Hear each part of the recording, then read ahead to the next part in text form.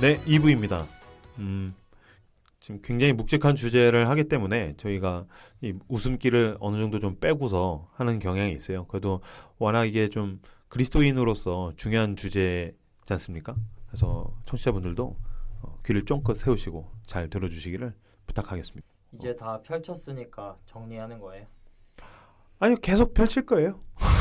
계속 펼치면서 정리하면서 펼치면서 정리하면서. 여기서 이 방송에서 결론을 기대하시면 안 될 것 같고요. 그치. 왜냐면 내가 아까 얘기했잖아. 2D 뭐 자살하면 그래서 자살하면 되나요 안 되나요? 그런 문제가 아니라니까.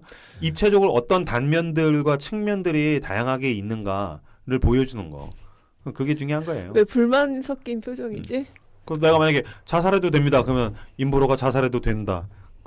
그런 말을 듣고 싶지 않아요. 갑시다. 자살하면 안 됩니다. 지옥 갑니다. 야, 임보로 자살하면 지옥 간대. 그게 아니라 자살에 대해서 어떤 이야기들이 얽혀 있는가. 그거를 보여주는 거죠. 성경은 자살 자체에 대해서 말하고 있지 않아요. 아까 이제 얘기했지만 그나마 이제 뭐 명제라고 할게 10계명에 살인하지 마라. 그다음에 이제 성경에서 이야기하는 생명의 주인은 하나님이다 정도겠죠. 이것에 대해서 김기현 목사님은 성경은 자살에 대해서 침묵하고 있다고 말합니다. 근데 제가 이 책 도움 많이 받았거든요. 아까 메인 텍스트라고 얘기했는데 김기현 목사님의 자살은 죄인가요? 아주 얇은 책인데 만약에 좀 텍스트가 필요하다 그러시면은 이 책을 보시는 거 추천드리겠어요. 근데 아무튼 그 두 명제가 사실은 굉장히 중요한 명제긴 하죠. 그럼요. 그거에 대한 무거움은 우리가 인식하고 가야 되는 것 같아요. 그래서 지금 자살이 죄인가 아닌가에 대한 것, 그 다음에 자살이 용서받을 수 있는 죄인가 용서받을 수 없는 죄인가에 대한 거를 그 부분들을 전제들을 계속해서 살펴가면서 이야기를 논의를 진행을 할 거예요. 그래서 먼저 성경으로 자살을 해석할 때 필요한 자세가 이 세 가지가 있다는 거예요. 첫 번째, 하나님은 겸손을 요구하신다. 그러니까 이제 성경에서 자살에 대해서 구체적으로 명시하고 있지 않고 상황 윤리와 여러 가지 맥락에서 본다고 했을 때 이런 자세가 필요한데 첫 번째, 하나님은 우리에게 겸손을 요구하신다. 성경에서 직접적으로 말하지 않은 것이기 때문에 전체의 문맥과 흐름을 통해서 판단해야 되는 것에 대해서는 겸손한 확신이 필요하다. 근데 사실 우리가 이게 조금 부족하기는 하죠. 자살을 막으려고 하는 것은 알겠는데 너무 쉽게 자살하면 지옥 간다라고 이야기하는 것. 특히 자살과 관련되어 있는 그 유가족 앞에서도 그런 얘기를 한다는 건 사실 굉장한 무례함일 수 있다는 생각이 들어요. 두 번째, 성경 전체의 틀 속에서 자살을 해석해야 한다. 그래서 나무가 아니라 숲, 그다음에 퍼즐 조각이 아니라 전체 그림을 봐야 한다.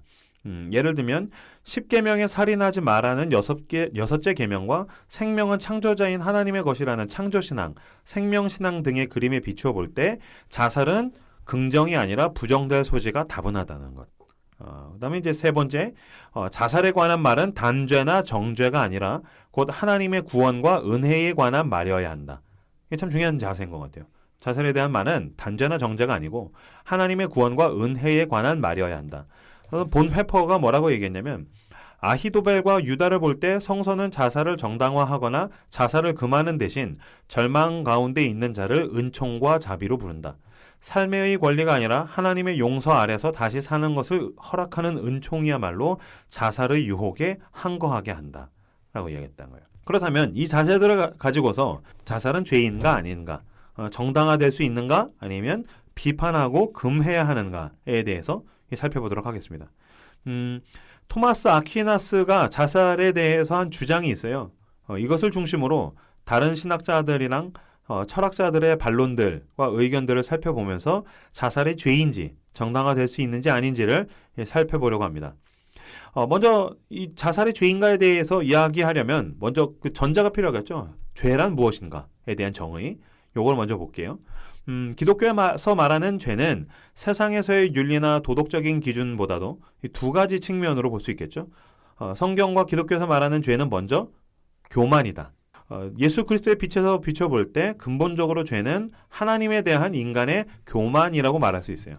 그래서 기독교에서 죄는 양심과 상식, 도덕, 질서와 규칙을 어기는 것을 분명히 포함하지만 이것이 본질적인 것은 아니고 죄 여부를 판단하는 기준은 하나님과의 관계 아래서만 성립된다. 그래서 이제 죄가 교만이라고 했을 때 이 교만은 소극적으로는 자기 한계를 부정하고 스스로 자기에게 신이 되려는 것. 그 다음에 이제 적극적으로는 참된 신인 그 성경에서의 하나님에 대한 반역을 의미하죠. 그다음에 이제 기독교에서 말하는 죄의 두 번째는 교만과 더불어서 죄는 단절이다. 그래서 구약에서는 하타, 신약에서는 하마르티아라고 하는데 이것은 관역을 벗어났다는 뜻이고 성경에서 말하는 죄는 관계의 단절이면서 관계의 어긋남이라는 거예요. 그래서 요 교만과 단절이라는 죄의 특성을 가지고 자살은 과연 죄인가에 대해서 살펴봐야 돼요. 자살은 죄인가에 대해서 토마스 아퀴나스가 이제 신학대전에서 뭐라고 말했는가? 토마스 아퀴나스는 이 세 가지 이유로 자살은 정당화될 수 없다고 말했어요. 첫 번째, 자기 자신과의 관계에서 볼 때 자살은 용납될 수 없다. 무릇 살아있는 모든 존재는 본질적으로 자신을 사랑하고 부패와 사멸에 저항한다. 자살은 자신의 타고난 본성을 거스르고 자기 자신에게 자비를 베풀지 않는 것이기 때문에 죄라는 거예요. 그런데 이것에 대해서 이제 개신교 쪽에서는 이거는 계시 신학이 아니라 자연 신학을 기초로 하는 주장이다. 성경을 기준으로 한다기보다는 인간 본성을 기준으로 한다. 왜냐하면 자기 자신과의 관계에서 볼 때 자살이 용납될 수 없다. 인간은 본질적으로 자기 자신을 사랑하지 않느냐. 그걸 살려는 건 본성인데 자살은 그거를 거스른다라는 것은 계시 신학이 아니라 자연 신학, 인간 본성을 기준으로 한 것이다. 스탠리 아워워스는 인간의 타고난 살고자 하는 자연적 욕구라는 게 과연 있는지 불명확하다. 그것이 도덕적 의미를 내포한다고 보기에는 미약하다라고 얘기했고요. 본 회퍼 같은 경우는 여기에 대해서 자살을 자기 자신에 대해 죄라고 이야기하는 것에는 동의한다. 다만 칭의의 관점에서 접근해요. 난 토마스 아퀴나스의 의견보다 이 본 회퍼 의견이 더 마음에 오는 게 자살은 절망 상태에서도 아직 가장 숭고한 자기의를 성취하려는 인간의 자유다. 즉 자살은 인간적으로 무의미하게 되어버린 생명에 최후로 인간적인 의미를 부여하려는 인간의 시도라는 거예요. 그러니까 이제 모든 게 망했어. 그때 내가 주인이라는 것을 표현할 수 있는 최후의 수단이 자살이다. 라는 것. 그러니까 인간은 의롭지 않다는 걸 인정을 못하니까 자살하는 게 아니겠느냐라는 이 본회포의 의견이 나는 더 좀 와닿는 것 같아요. 토마스 아퀴나스가 말한 두 번째, 자살이 왜 죄인가? 자살은 공동체의 죄를 짓는 것이다. 모든 개인은 사회의 한 부분으로 공동체에 소속되어 있는데 자살은 자신이 속한 집단의 공동체에 피해를 주는 행위이다. 라는 거 이야기했어요. 왜? 아니 뭐 공동체에 피해를 줬다고까지 얘기하니까 지금 그 말을 왜 했는지 알겠는 게 이 토마스 아퀴나스의 설명이 아리스토텔레스를 기반으로 한 거거든요.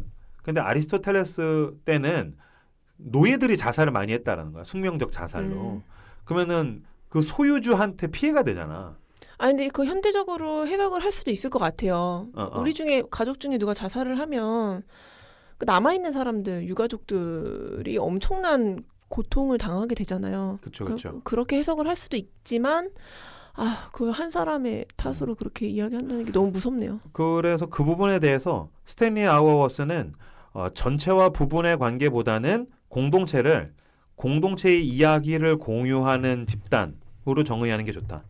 그래서 공동체는 공동의 이야기로 형성된 사람들의 모임이고 자살하는 사람들은 대부분 비난받을 만한 일이 있어서라기보다는 오랫동안 공동체 안에서 포기와 분리의 과정을 겪으며 그게 최종적으로 자살로 드러난 것이다. 그렇기 때문에 자살은 사실 우리가 속한 공동체의 실패를 보여주는 표식이다. 라고 이야기를 했어요.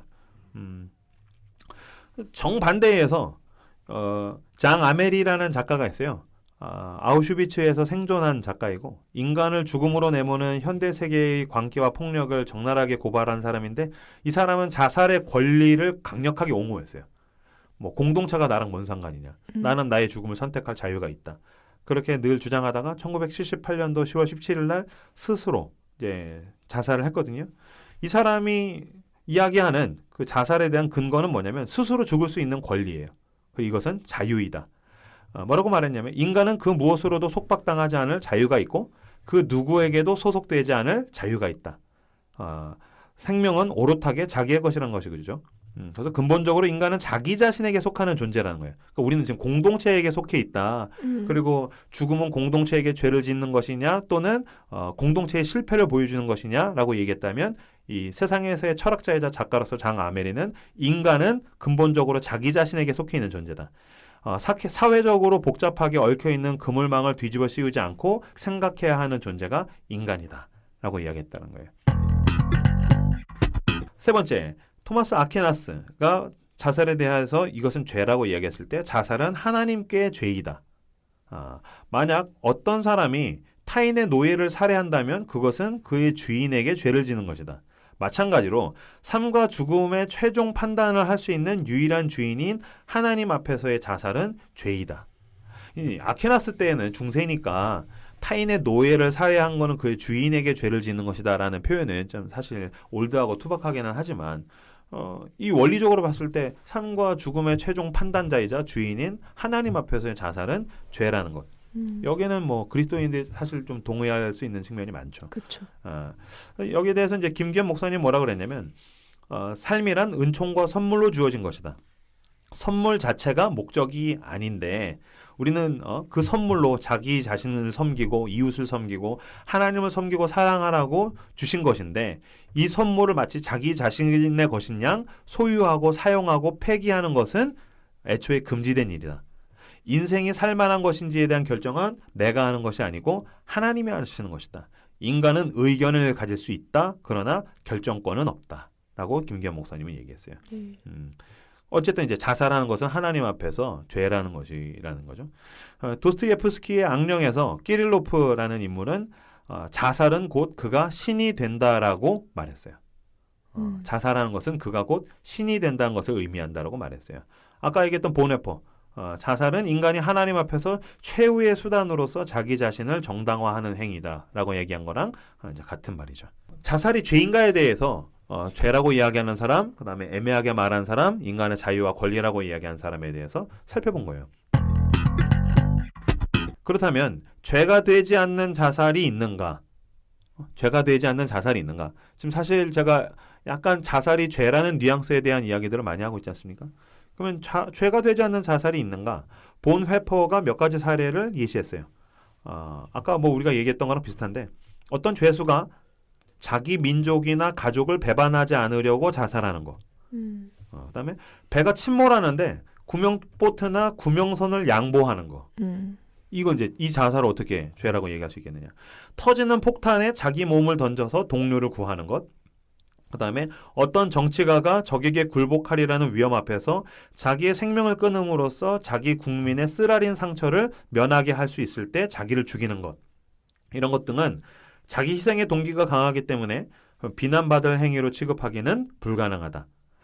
그럼에도 불구하고 보네퍼가 뭐라고 말했냐면 자신의 명예, 성적인 정렬, 경제적 파산, 도박으로 인한 부채나 중대한 개인적 과실 등과 같은 순전한 개인 문제가 그 동기가 된다면 즉 타인의 생명을 보호하기 위해서가 아니라 단지 자기 자신의 삶을 정당화하기 위해서 자살하는 것은 분명히 사정이 다를 수 있다. 오직 자기 자신만을 위해서 선택하는 죽음은 그래도 죄에 가까울 수 있다라고 본회퍼가 이야기했다는 거예요. 그 성경도 그렇게 가르치잖아요, 사실은. 그렇죠. 친구를 위해서 목숨을 버리는 것에 대해서 굉장히 고귀하게 표현을 하고. 그렇죠. 또 제자됨이라는 것이 자기 목숨 버리고 따라가는 거잖아요. 그렇죠. 이 자살이 죄인가에 대한 이 김기현 목사님의 정리는 요 세 가지로 볼 수 있어요. 첫 번째, 자살은 죄다. 단도직입적이죠. 자살은 죄다. 하나님과 이웃 그리고 자기 자신에게 죄다. 조금이라도 허용할 기미가 보이면 더 많은 문제를 야기할 위험이 있다. 설령 이런 논리적 허용이 자살을 부채질하는 것은 아니더라도 자살하는 이의 최후 방어 수단을 무장 해제하는 역할을 하게 된다. 그래서 김기현 목사님의 자살은 이제 죄라고 딱 개념 정의하기는 했어요. 두 번째, 그러나 성서의 침묵에서 그리고 자기 희생적 죽음이라는 기준으로 모든 자살이 비난을 받거나 모든 자살이 부당한 것은 아니다. 정당화될 수 있는 죽음도 있다는 것은 동시에 인정해야 한다. 그래서 본해퍼가 한 말을 인용하자면 생명을 희생할 자유가 존재하는 한 자살을 금지하는 것이 절대화될 수는 없다. 세 번째, 자살을 죄라고 단정하고 금하는 목적은 단죄가 아니다. 생명을 살리기 위한 예방적 차원이지 사후에 자살한 일을 두고서 비방하라고 교리를 사용해서는 안 된다. 그래서 이제 스탠리 아워워스가 말한 인용, 자살은 먼저 그 행위자에 대한 심판이 아니다. 우리가 서로를 포기하지 않고 헌신하는 공동체를 구현하는데 실패했다는 것, 그러니까 공동체가 실패했다는 것을 보여주는 것이지 자살을 단죄해서는 안 된다. 그래서 김기현 목사님이 이렇게 세 가지로 정리를 했어요. 자살이 죄라는 면에 대해서 혹시 뭐 이야기하고 싶은 거 있나요? 지금 자살이 죄다. 그런데 모든 자살의 비난을 받을 수는 없다. 그러나 또 이것을 가지고서 단죄해서는 안 된다. 요 김기현 목사님의 정리를 제가 좀 가지고 왔는데 혹시 자살이 죄인가 아닌가에 대해서 이야기하고 싶은 부분들이 있으신가요? 두부 썰듯이 썰리는 부분이 아닌 것 같은데요. 그러니까 지금 제가 되게 애매하게 하고 있지 않습니까? 제가 굉장히 명확하고 선명한 사람인데 계속 논리를 뒤집으면서 계속 여러 가지 면들을 제가 이제 보여드리려고 하는 거예요. 이분이 얘기한 거는 어쨌든 그 사람들한테 자살을 이렇게 허용해 주면 안 되니까 마지노선으로서 그러한 정의는 내리고 시작하자고 하는 것 같은데 그래서 뭐라고 근데 또 그거 그대로 받아들일 수는 없으니까 개인의 상황이나 아까 뭐 손 작가 얘기한 목양적인 입장이 있으니까 그냥 안 썰리는 것 같아요. 뭐라고 할 말이 없어요. 이제 자살하면 지옥 간다라는 부분에 대한 이야기를 하겠지만 일부에서 그 손 작가가 진짜 역시 대단해요. 이걸 알고 있다니. 자살하면 지옥 간다라는 말을 처음 쓴 건 어거스틴이에요. 왜냐하면 4세기 때에 게르만족들이 로마에 와가지고서 약탈을 하는데 이제 여성들을 성폭행했다라는 거야. 그럼 이제 여성들이 성폭행을 당하는데 그리스도인들 같은 경우는 불결해지는 게 싫으니까 성폭행 당하기 직전에 자살했다라는 거예요. 그 성폭행 당하면 또 자살하고. 그렇게 막 자살하는 사람들이 자꾸 늘어가니까 우리나라도 은장도 같은 개념이죠. 그런 거죠. 그런 걸로 스스로 자꾸 불결해지느니 내가 하나님 앞에서 죄를 짓느니 자살하고 심지어는 그때 되게 순수한 의도로 자살했다라는 게 그렇게 성적인 쾌락을 맛보고 자기가 그 성적인 쾌락의 노예가 될까 봐서 자살하는 경우들도 있었대요. 하도 사람들이 그렇게 스스로 죽음을 선택해가고 그다음에 그리스 로마가 그런 죽음은 어떤 명예로운 것이다. 라고 자꾸 이야기를 하는데 어거스틴이 봤을 때 죽는 거는 옳지 않다는 것이지. 그러다가 보니까 자살에 대한 예방적 차원에서 죽으면 안 된다라는 이야기를 하기 시작했어요. 죽으면 안 된다. 그러면서 이제 죽으면 어쨌든 용서받을 수 없다라는 것까지 갔더니 이걸 가지고서 지금까지 이제 오게 된 거거든요. 그러니까 그 명제, 자살하면 지옥 간다는 명제 자체도 사실은 성경에 명확하게 기록된 건 아니지만 그 상황적 인 부분을 교도하기 위해서 성경에 있는 각기 다른 명제를 합해가지고 약간 교육적 차원에서 좀 더 강력하게 힘을 줘서 얘기를 했다라는 거죠. 그렇죠. 그러니까, 계기가 있다는 거죠. 그렇죠. 네. 그 계기는 사람을 살리기 위한 거란 거죠. 그렇죠. 네. 그러니까 지금 고통 가운데에서 죽으려고 하는 사람을 살리기 위해서 자살하면 안 된다라고 이야기를 했고 오히려 그 예방적이고 교육적 차원에서 사람을 살리려고 처음엔 어거스틴이 쓴 말인데 이게 계속해서 오다가 보니까 자살한 사람들을 정죄하고 오히려 그 유가족들한테 너무 큰 아픔을 주고 그러니까 하나의 율법이 된 거죠. 그렇죠. 그렇죠. 책에서도 계속해서 이야기를 하는데 그 주변에서 자살한 사람들의 유가족에서 자살하는 확률이 굉장히 높아요. 그렇죠. 그러니까 그 정죄와 아픔 가운데에서 벗어나지를 못하는 거야. 그렇다면 우리가 지금 자살하면 지옥 간다는 말을 너무 쉽게 쓰는 것이 과연 한 생명을 구원해내는 데에 도움이 되는가에 대해서 살펴볼 필요가 있다라는 거예요. 옛날에 김세윤 교수님도 자살하면 지옥 간다라고 말하는 사람이 지옥 간다. 근데 그거에 대한 그 배경이 있어요. 그 샘물결 플러스 김요한 목사님이 그 배경에 대해서 얘기해 주는데 한창 자살이 이슈인 상태에서 김세윤 교수님이 세계적인 신학자니까 와 그 기자들이 새벽에 그 시간에 시차가 안 맞는데 전화해서 새벽 3시 4시 예약 전화해서 다짜고짜 자살하면 지옥 가나요? 그걸 계속 물어보니까 김세윤 교수님이 계속 받다가 빡쳐가지고 자살하면 지옥 간다라고 얘기하는 사람 지옥 간다고 끊어버렸다고 유명한 일화가 있죠. 그렇죠. 왜냐면 그게 정죄고 사람을 죽이는 거라면 사실 어떤 것이 더 나쁜 죄일 수 있겠느냐. 난 이 어거스틴의 처음의 의도가 너무 사실 놀라웠어요. 이 말을 하게 된 게 그 죽음을 선택하려는 한 여인을 구원하기 위해서 그들을 살려내고 예방적이고 교육적 차원에서 했다라는 것이 의도와 정신이 너무 고결하잖아. 근데 이게 너무 쉽게 통용되다가 보니까 이제는 자살한 사람한테 어떻게 봤을 때 내가 그 아픔에 연루되고 같이 고민하기 싫으니까 쉽게 그냥 쓰는 말이 아닌가라는 생각도 들긴 하더라고요. 근데 아마 그런 것도 있었을 거예요. 2세기인가 3세기에 이제 기독교 박해가 여전했던 시절. 네. 어거스틴은 그 박해가 해방된 직후에 탄생한 어떻게 보면 시대를 잘 만난 사람이고 그 직전까지만 해도 박해가 되게 극심했을 때 일종의 순교하는 게 그러니까 순교자의 어떤 면류관, 순교의 면류관처럼 그래서 유행처럼 그게 오히려 발현됐던 적이 있어가지고 그래가지고 이제 그러니까 순교가 꼭 좋은 선택이 아니다를 오히려 교회에서 가르치고 이제 했던 기록이 있다라고 얘기를 하더라고요.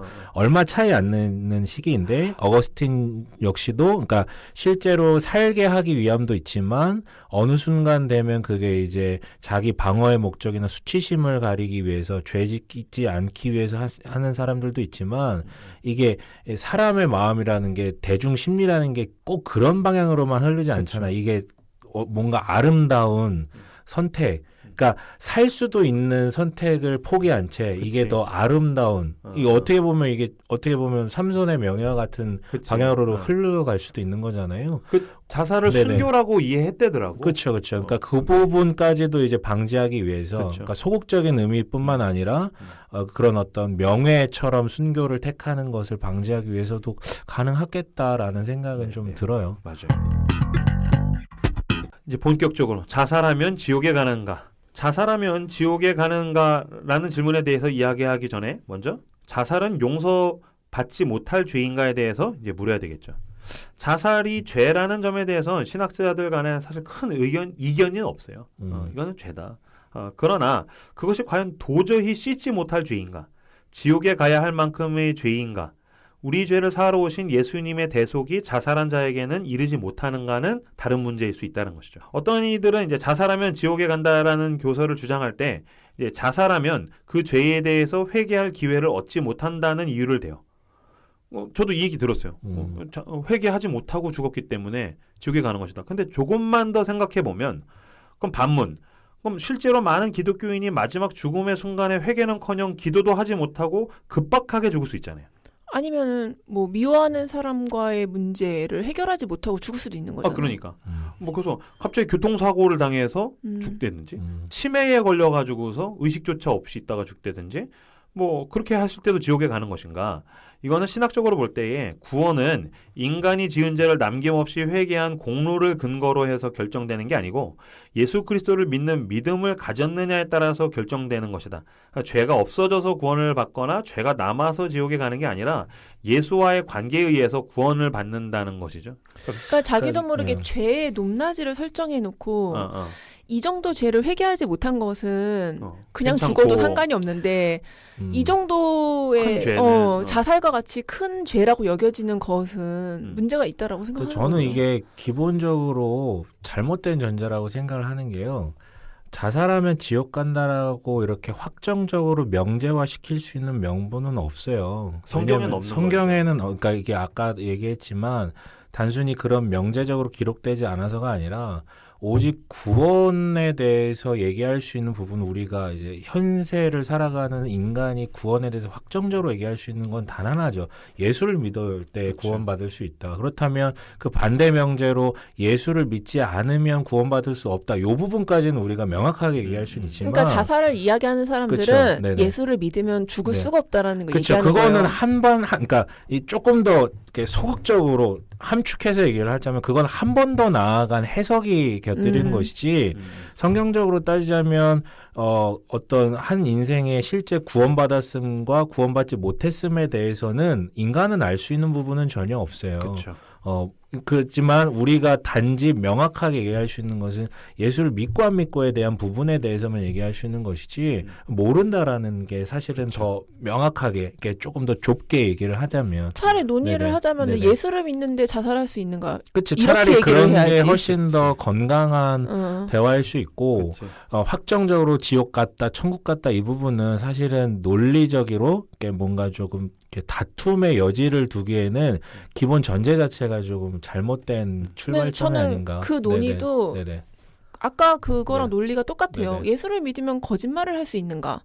이거에 대해서 이야기하지 않잖아요. 그쵸, 맞아요. 왜냐면은 우리는 자범죄를 지으니까 그렇게 열어놨을 때 이 질문도 되게 어리석은 게 돼버린다. 그렇죠.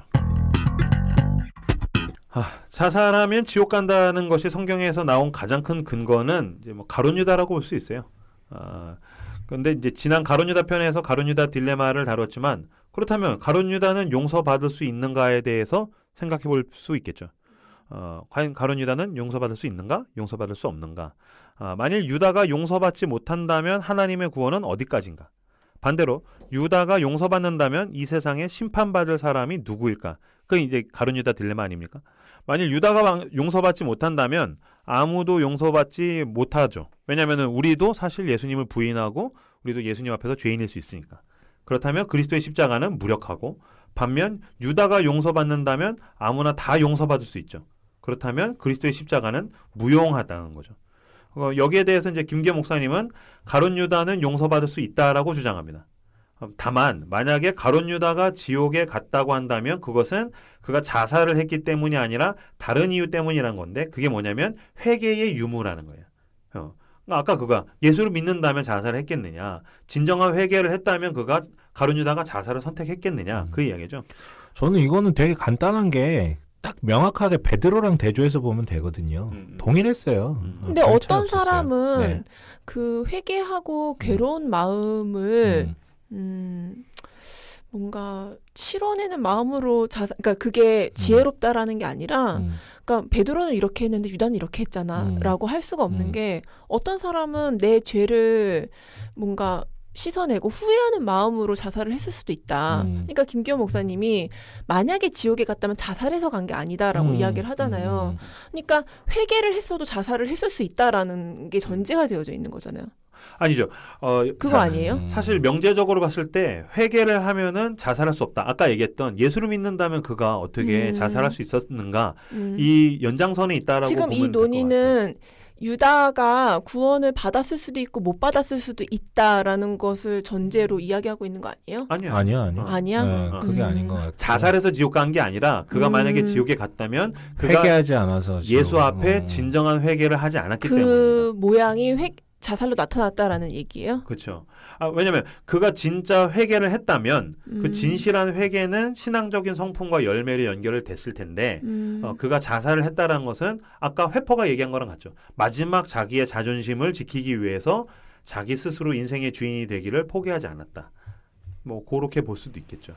이게 몇 가지 기제가 지금 섞여가지고 서로 약간 피트가 안 맞는 것 같은데 제가 이제 또 베드로 얘기했던 것은 사실 1대1로 대응관계로 얘기했던 건 아니고 거기서 내러티브 상에서 나타나는 흐름들이 동일하게 이제 예수를 부인하는 어떻게 보면 베드로가 더 심각하게 부인했을 수도 있는데 이제 성경이 드러내는 바는 한 사람은 이제 거기서도 이제 핵심은 자살이 아니라 예수님의 부르심 앞에 다시 나아가서 자신의 죄를 토로하고 다시금 그 길을 갖는가 아니면 이 사람이 그러니까 가룟 유다 같은 고뇌를 했고 그 부분이 회개로 치환할 수 있는가 없는가는 그건 추정이잖아요.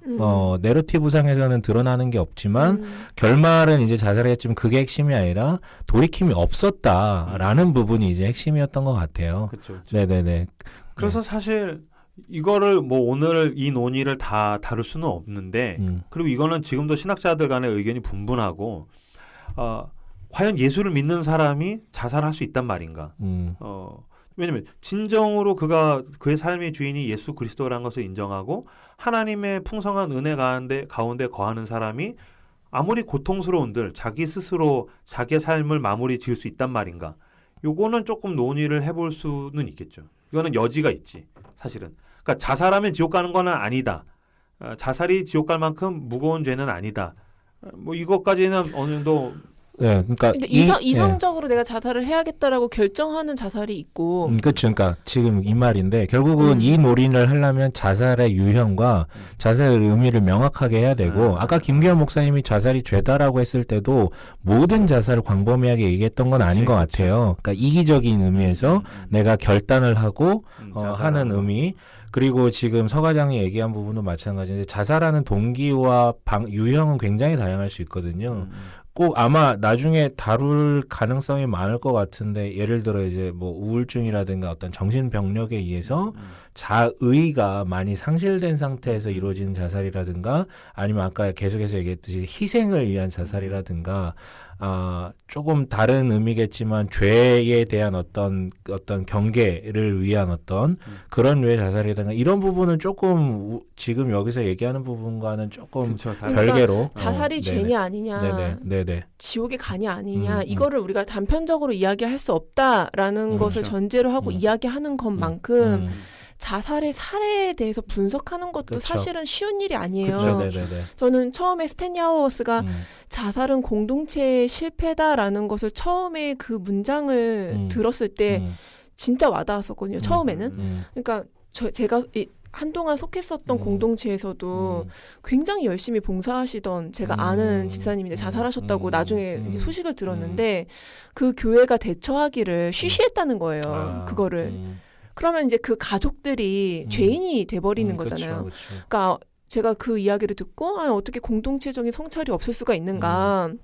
아까 임브러가 처음에 통계를 이야기해줄 때도 막 소그룹 모임 되게 열심히 하는 사람 중에서도 그런 자살을 충동을 느끼는 사람들이 많았다고 맞아요. 하잖아요. 그러니까 그 공동체의 모임이 되게 피상적이었던 얘기가 맞아요. 되는 거잖아요. 네. 그런데 제가 오늘 이제 들었던 영상에서는 자살 유가족의 죄책감을 토로하는 어떤 그런 영상을 봤어요. 법률 스님한테. 그 증문즉설에서 엄마가 우울증으로 죽었는데 내가 산후우울증을 겪어보니까 엄마가 우울증을 자기한테 호소할 때 그것을 제대로 돌봐주지 못했다라는 것에 대한 그 죄책감과 억압이 굉장한 거예요. 그래서 막 울면서 그 얘기를 하는데 저도 되게 감당할 수 없는 그 슬픔이 몰려오는 거예요.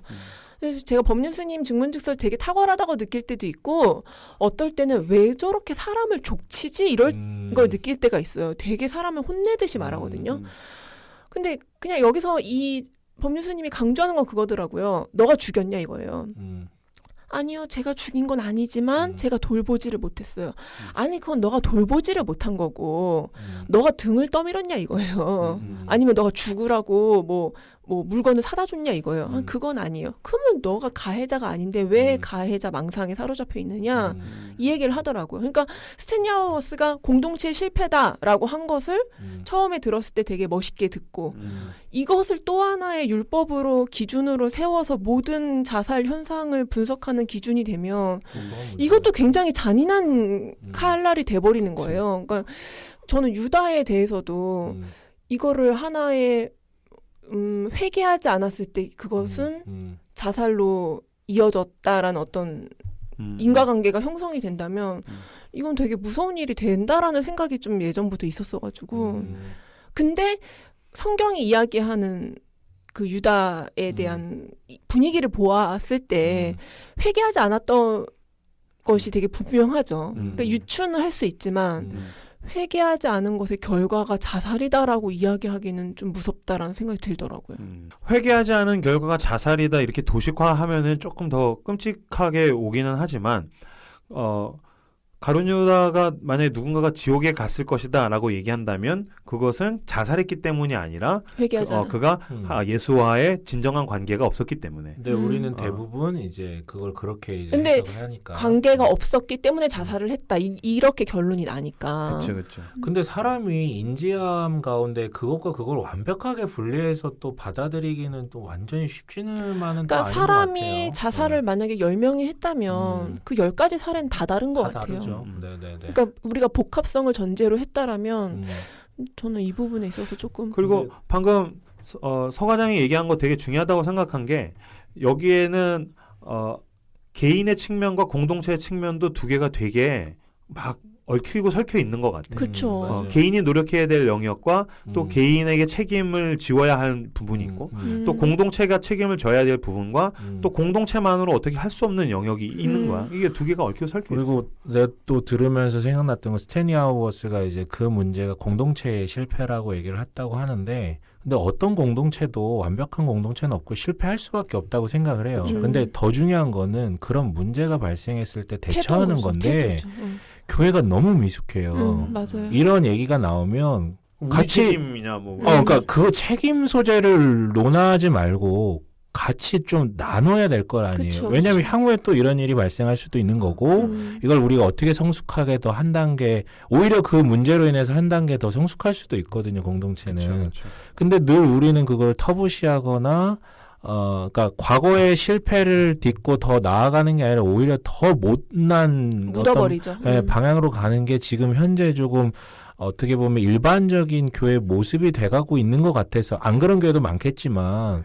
참 이런 건 좀 안타까운 것 같아요. 그쵸. 네네네. 오히려 성경 구약에서도 그렇고 나라와 민족을 위해서 기도하는 것이라는 게 굉장히 중요한 게 나와 상관없는 문제인데 그게 나에게 연관돼 있다는 거잖아요. 그건 구약에서부터 계속 그런 공동체 정신이 우리에게 있는데 왜 우리는 그런 슬픔에 대해서 그냥 저 사람 지옥 갔어 저건 나쁜 죄야라고 하고 마치 나는 선을 그어버리는 듯한 느낌 그런 건 참 아쉬운 것 같아요.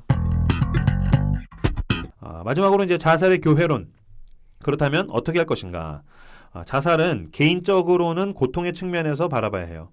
자살하는 사람들은 왜 나만 이런 고통을 당하느냐며 억울해하지만 가혹한 현실 속에서 그런 질문을 이해 못할 바 아니지만 그것은 삶의 진실과 현실에 대한 착각이란 거죠.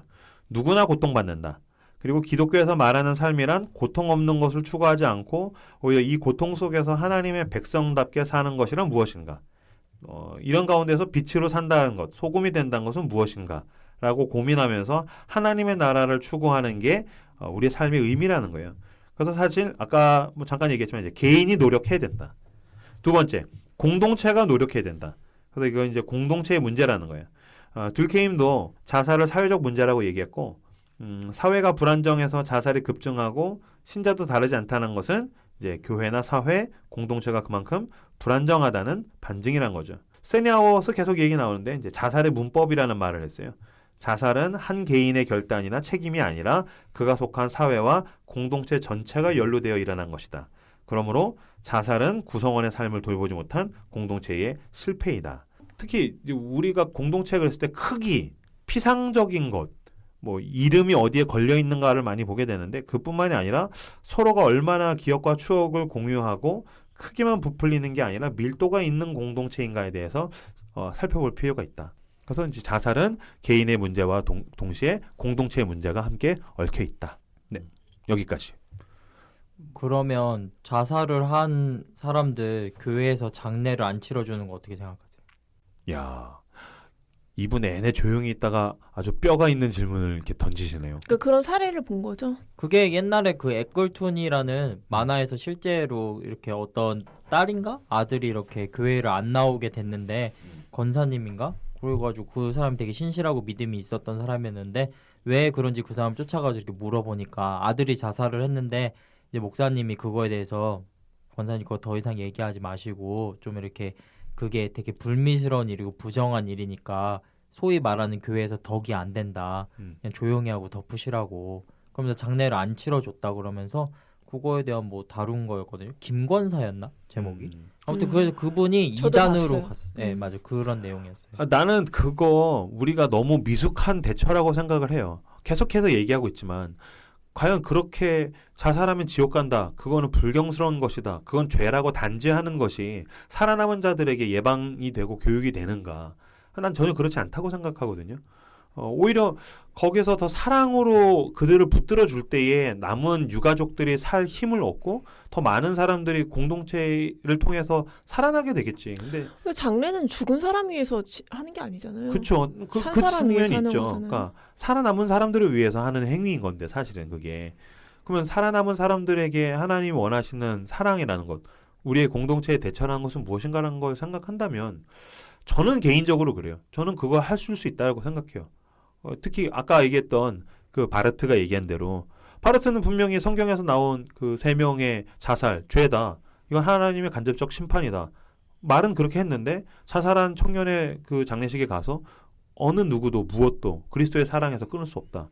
나 이건 목회적 차원에서는 다를 수 있다라고 생각을 하거든요. 그럼요. 근데 교회적인 분위기가 아까 우리가 논의한 그러한 것들에 대해서 정리가 안 되고 입체적으로 못 보니까 이제 그런 억압들을 이겨내지 못하고 사고를 안 하고 그냥 이렇게 쉬쉬하는 거죠. 그러니까. 그래서 사실 오늘의 방송을 준비하면서 전 사실 굉장히 두려웠어요. 왜냐면 내가 한 그 이야기들이 인브로가 이렇게 말했어. 자살이라고 해서 내가 어떤 큰 책임을 져야 되는 게 아닌가. 그래서 우리 청취율이 떨어지고 방송이 망할까봐 겁이 났는데 결국에 그런 게 하나 중요하다고 생각해요. 계속해서 논의하는 거. 우리는 여러 가지 생각을 가지고 이야기를 나누면서 얼마든지 실수할 수 있잖아. 그럼 그런 과정을 통해서 가장 중요한 성경의 정신, 한 명의 사람을 살려내고 공동체를 통해서 사람들이 하나님의 나라로 인도받는다는 것은 무엇인가라고 생각해야지 자꾸 책임지지 않으려고 하고 선 긋고 정죄하고 이거는 예수 그리스도가 우리에게 알려준 그런 생명의 정신과 좀 다르지 않나라는 생각이 방송 준비하면서 계속 들더라고요. 근데 자살을 죄가 아니라고 얘기를 하고 뭐 여러 가지 배경이 있지만은 그런 이제 뭐 용서를 받을 수 있는 그런 부분이 있다라고 얘기하면은 어떤 조금의 담력을 실어주진 않을까. 자살을 유발할 수도 있다. 유발까지는 아니지만은 그 극단적인 상황에서 물론 자살은 죄다라고 얘기를 해가지고 약간의 브레이크가 걸리는 것도 긍정적인 건 아니지만은 이렇게 괜찮아. 약간 이런 식이 그러니까 되진 않을까. 자살했다고 다 지옥 가는 건 아니다. 라는 말을 사람들은 그럼 다 천국에 간다. 이렇게 받아들이는 게 문제라는 거. 우리는 그렇게 그치. 이야기하지 말자는 건데. 근데 이게 되게 핵심인데 저도 이 얘기 하고 싶었거든요. 그러니까 처음에 자살하면 지옥 간다라는 말이 나온 뉘앙스와 배경이 결국은 예방과 살리기 위함이었잖아요. 그렇다면 그 긍정적 기능에 대해서 우리가 현대적으로 다시 고민을 할 필요가 있어요. 왜냐하면 지금 얘기한 것처럼 그렇게 얘기하지 않았을 때 그렇다면 그 나머지에 대해서 방관한 채로 허용을 너무 쉽게 해줄 수 있는 어떤 기제를 제공할 수도 있는 거. 사람은 어디서든지 자기 합리화의 기제를 찾는데 그렇죠. 문턱을 확 낮춰버리는 부분에 대해서 우리가 현대적으로 다시 고민을 할 필요가 있는데 그게 자살하면 지옥 간다가 아니라 뭔가 좀 더 세련된 그러니까 공동체적 돌봄과 별개로 어떤 교육과 가르침과 이런 부분에 있어서의 우리의 어떤 세련된 어떤 방법들을 찾아 나가는 노력들이 이제는 조금 있어야 돼. 언제까지 이제 그거 가지고 논쟁을 할 거냐 이거죠. 언제까지. 이 부분에 대해서는 좀 숙제인 것 같아요. 근데 나는 이거 김기현 목사님이 했던 정리가 난 되게 중요하다고 생각하는 게 삶이란 은총과 선물로 주어진 것이다. 선물 자체가 목적이 아니다. 그 선물을 자신의 것인 양 소유하고 사용하고 폐기하는 것은 애초에 금지된 일이다. 인생이란 살만한 것인지에 대한 결정은 내가 아니라 하나님이 하신다. 이 인간은 의견을 가질 수 있으나 결정권은 없다. 그러니까 생명의 주인이 하나님이라는 것에 대해서 받아들이는 것, 개인이 그것을 받아들이는 것, 아무리 고통스럽고 내 생명을 스스로 끊고 싶은 순간 가운데에서도 내 생명의 주인이 누구인가에 대해서 그분이 시작하셨으니 그분이 마무리 짓기에 냅두는 것. 그래서 책에서도 사실 바울 얘기가 나와요. 바울도 감옥에 있느니 내가 죽는 게 유익하겠다. 그러나 덤덤히 하나님께서 내 인생을 매듭지실 때까지 기다리는 거라든지 본 회퍼도 사실은 자살에 대해서 굉장히 열린 태도를 가지고 있었어요. 그럼에도 불구하고 본 회퍼는 감옥에서 자살을 선택하지 않고 그가 하나님이 자신의 삶을 마무리 지실 때까지 기다리시는 것. 나는 그 남겨진 삶을 하나님의 뜻 안에서 고통을 채우면서 살아내는 것 굉장히 신학적이고 신앙적이고 믿음 안에서 의미 있다고 생각해요. 그러니까 이게 보네퍼라서 더 의미가 있죠. 원래 그가 투옥된 이유 자체가 그 나치 그쵸. 히틀러 암살을 하려고 그러니까 이거는 어떻게 보면 적극적 희생을 위한 근데 이거를 어떻게 보면 언어적으로 확 낮추면 이건 자살 시도거든요. 근데 그게 무력화된 다음에 투옥된 다음에는 목숨을 스스로 끊지 않고 그 고통을 감내하는 이 두 가지 양태를 보여줬던 보네퍼의 태도가 우리가 좀 묵상해봐야 될 지점이 아닌가. 바로 그겁니다. 네.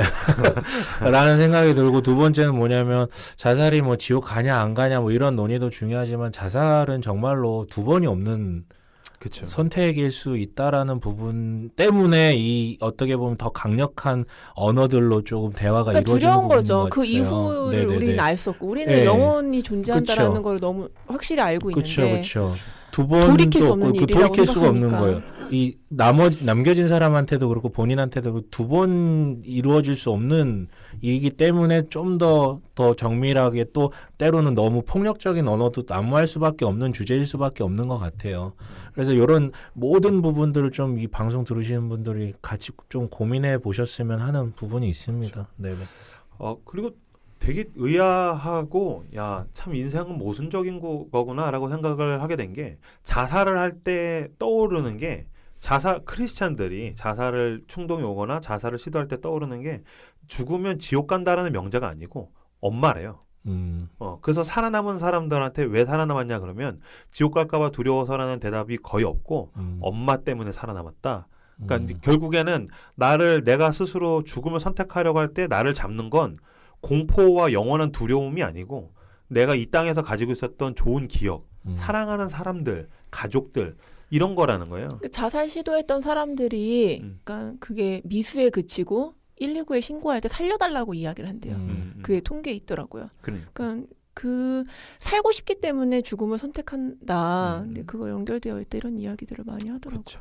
참 쉽지 않은 문제라서 이렇게 딱 2D로 보여드리고 싶지만 3D, 4D에 가깝게 말씀을 드렸는데 우리 청취자분들 2번, 3번, 10번 들으시면서 잘 정리를 스스로 하셨으면 좋겠어요. 시간이 돼서 한마디씩 하시고 마무리를 지으면 될 것 같습니다. 네, 옛날에 자살에 대해서 많이 생각하면서 자살을 하고 싶은 욕망은 그러니까 이렇게 살고 싶지 않기 때문에 자살을 택한다고, 그러니까 반증이라고 이렇게 살고 싶지 않은 그런 삶에 대한 저항으로서 자살 충동이 나타난다는 얘기를 들었던 적이 있어요. 그러면서 다시금 자살에 대해서 생각해보고 하지 말아야 되겠다 그런 생각을 했습니다. 서 과장님. 저희 엄마가 이런 이야기를 하실 때가 있었어요. 그냥 죽으라 하는구나. 그러니까 상황이 1+1로 계속 나빠지는 거죠. 그러니까 그럴 때는 죽으라 하는구나 이런 말씀도 하셨고 또 어떨 때는 엄마가 어떤 이야기를 했냐면 참 죽으라는 법은 없구나. 사람이 죽으라는 법은 없구나. 죽으라는 법은 없구나. 그러니까 이게 삶인 것 같은 거예요. 그러니까 내가 더 이상 나빠질 수 없을 것 같은데 또 나빠지는 것을 경험하기도 하지만 또 이제 무너진 곳에서 이렇게 솟아날 구멍을 찾을 수 있는 것도 삶인 것처럼 그래서 좀 약간 서로 약간 긍휼히 여기면서 그렇게 살았으면 좋겠다. 결국엔 살았으면 좋겠다라는 생각이 들고 2부 시작할 때 강조했었던 것처럼 이 생명의 주인이 하나님이신 것. 그러니까 살인하지 말라. 그리고 우리의 주인이 하나님이시다라는 그 명제를 되게 소중하게 여겼으면 좋겠다. 그런 생각이 듭니다. 네. 저는 실제 자살을 했던 사람을 장례를 했었고 첫 장례가 그거였어요.